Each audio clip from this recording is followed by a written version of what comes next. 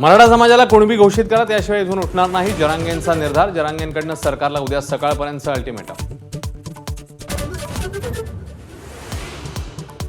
न्यायमूर्ती संदीप शिंदेंनी घेतली मनोज जरांगेंची भेट. हैदराबाद गॅझेटला मंत्रिमंडळाने तत्वतः मान्यता दिल्याची माहिती. समितीने मागितला 6 महिन्यांचा वेळ.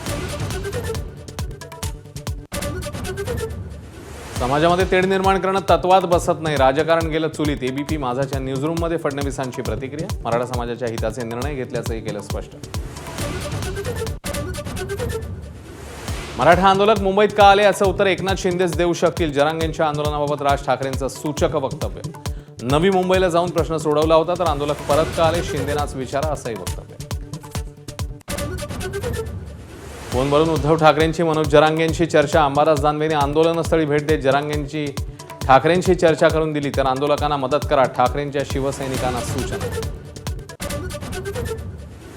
घटनेमध्ये बदल केला तरच आरक्षणाचा प्रश्न सुटू शकतो. शरद पवारांचं मोठं वक्तव्य. तर सूचना करणारे 10 वर्ष सत्तेत होते.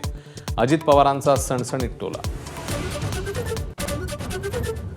जरांगेंच्या आंदोलनानंतर आता ओबीसी नेते लक्ष्मण हाके आणि ओबीसी महासंघ आक्रमक. मराठा आंदोलनाविरोधात नागपूरमध्ये ओबीसी महासंघाचे साखळी उपोषण. तर लवकरच संघर्ष यात्रा काढणार, हाकेंची घोषणा. आंदोलकांसाठी सोयीसुविधा दिल्या नसल्याचा आरोप महापालिकेने फेटाळला. 300 स्वच्छतागृह, 450 कर्मचाऱ्यांसह रुग्णवाहिका तैनात केल्याची पालिकेची माहिती.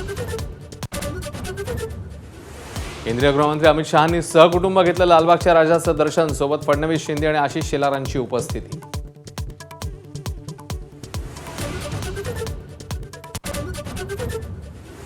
मुंबई दौऱ्यावर आलेल्या अमित शहांच्या सरकारी विमानात तांत्रिक बिघाड. ऐनवेळी उपमुख्यमंत्री शिंदेंच्या चार्टर्ड विमानाने शहा गुजरातेत रवाना.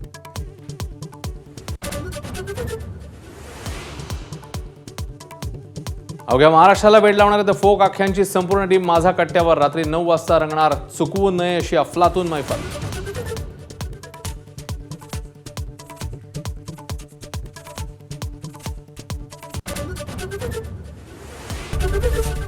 एबीपी माझा, उघडा डोळे बघा नीट.